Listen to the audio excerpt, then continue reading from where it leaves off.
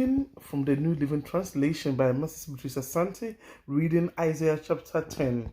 What sorrow awaits the unjust judges and those who issue unfair laws? They deprive the poor of justice and deny the rights of the needy among my people. They prey on widows and take advantage of the orphans. What will you do when I punish you? When I send disaster upon you from a distant land, to whom will you turn for help? Where will your treasure be safe? You will stumble along as prisoners or lie among the dead. But even then, the Lord's anger will not be satisfied. His fist is still poised to strike judgment against Assyria. What sorrow awaits Assyria? The wrath of my anger. I use it as a cup to express my anger. I am sending Assyria against a godless nation, against a people with whom I am angry. Assyria will plunder them, trampling them like that underneath its feet. But the king of Assyria will not understand that he is my tool. His mind does not work that way. His plan is simple: to destroy, to cut down nation after nation. He will say, each of my princes will soon be a king. We destroy Kalon just as we did Kakamash. Hamath fell before us as Arpad did, and we destroy Samaria just as we did Damascus.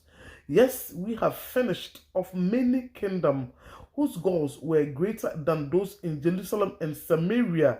So we would defeat Jerusalem and her gods, just as we destroy Samaria with hers. After the Lord has used the king of Assyria to accomplish his purpose on Mount Zion and in Jerusalem, he will turn against the king of Assyria and punish him, for he is proud and arrogant. He boasts, but by my own powerful arm I have done this. With my own shrewd wisdom I have plundered it. I have broken down the defenses of nations and carried off their treasures. I have knocked down their kings like a bull. I have robbed their nests of riches and gathered like kingdom as farmer gather eggs.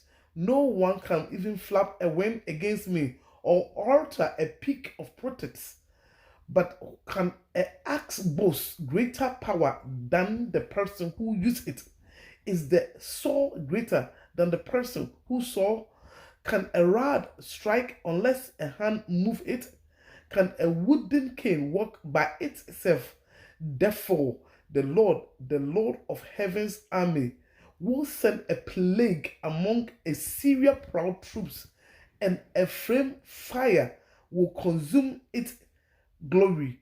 The Lord, the light of Israel, will be a fire. The Holy One will be a flame. He will devour the thorns and briars with fire, burning up the enemy in a single night.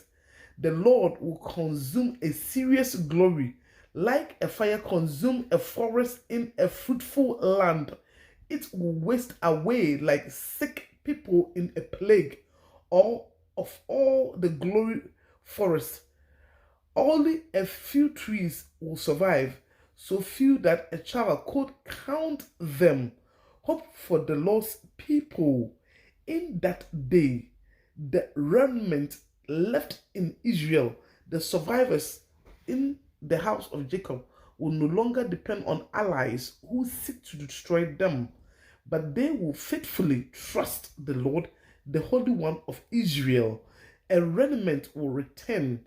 Yes, the remnant of Jacob would return to the mighty God. But though the people of Israel are as numerous as the sand of the seashore, only a remnant of them will return. The Lord has rightly decided to destroy his people. Yes, the Lord of heaven's armies, has already decided to destroy the entire land. So this is what the Lord of heaven's army says: "O my people in Zion, do not be afraid of the Assyrians when they oppress you with rod and cups. as the Egyptians did long ago. In a little while, my anger against you will end, and my anger will rise up to destroy them. The Lord of heaven's armies will lash them with his whip, as he did with Gideon, trample over the Midianites at the rock of Oreb, or when the Lord's staff was raised to drown the Egyptian army in the sea. In that day, the Lord will end the bondage of his people. He will break the yoke of slavery and lift it from their shoulders. Look, the Assyrians are now at Earth. They are passing through Migral and are storing their equipment at Michmash. They are crossing the pass and are camped at Gibeah. Fear strikes the town of Ramah. All the people of Gibeah, the hometown of Saul, are running for their lives, screaming in terror. You people of Geram, shout out a warning to Laishah, O poor Anathoth. There go the people of Madmadal, all fleeing. The citizens of Gibeah are trying to hide. The enemy stopped at Nab for the rest of that day. He shakes his fist at beautiful Mount Zion, the mountain of Jerusalem.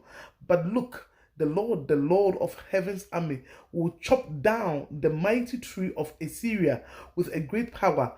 He will cut down the proud, the lofty tree with brought down. He will cut down the forest tree with an axe. Lebanon will fall into the mighty one. Amen and amen.